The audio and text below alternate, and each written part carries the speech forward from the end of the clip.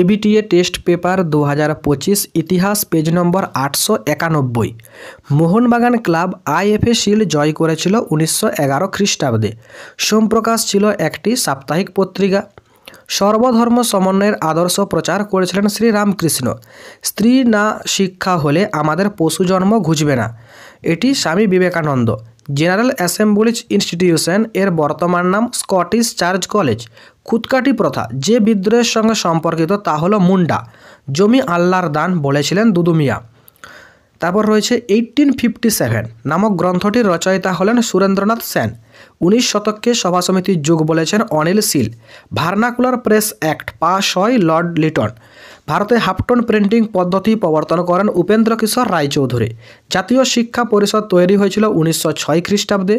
লাঙ্গল পত্রিকার সম্পাদক ছিলেন কাজী নজরুল ইসলাম। নিখিল ভারত ট্রেড ইউনিয়ন কংগ্রেস প্রতিষ্ঠিত হয়েছিল 1920 খ্রিস্টাব্দে। দেশপ্রাণ নামে পরিচিত ছিলেন বীরেন্দ্রনাথ শাসমল। সূর্য সেন প্রতিষ্ঠিত বিপ্লবী দলের নাম ছিল ইন্ডিয়ান রিপাবলিকান আর্মি। গান্ধী বুড়ি নামে পরিচিত ছিলেন মাতঙ্গিনী হাজরা। আজাদ হিন্দ ফৌজের নারী বাহিনীর নাম ছিল ঝাঁসির রানী ব্রিগেড। স্বাধীন ভারতের প্রথম ভাষাভিত্তিক রাজ্য গঠিত অন্ধ্রপ্রদেশ। ছেড়ে আসা গ্রাম এর রচয়িতা দক্ষিণারঞ্জন বসু।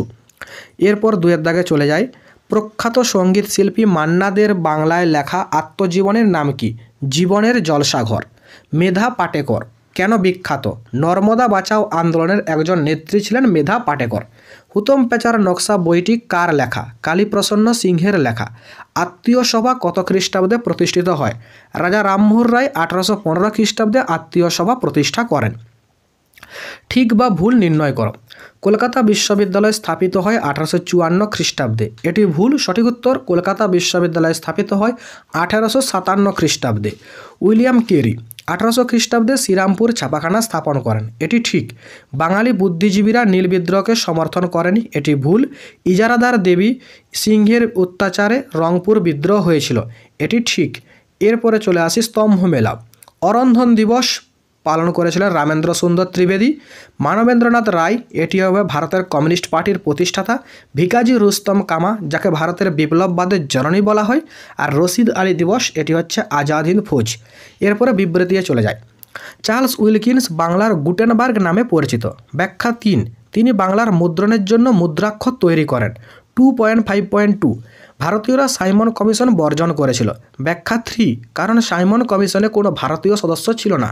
2.5.3 বিবৃতি ইতিহাসে প্রীতিলতা ওয়াদ্দেদারের নাম স্মরণীয়। ব্যাখ্যা 1 চট্টগ্রাম অস্ত্রাগার লুণ্ঠনে অংশগ্রহণের জন্য।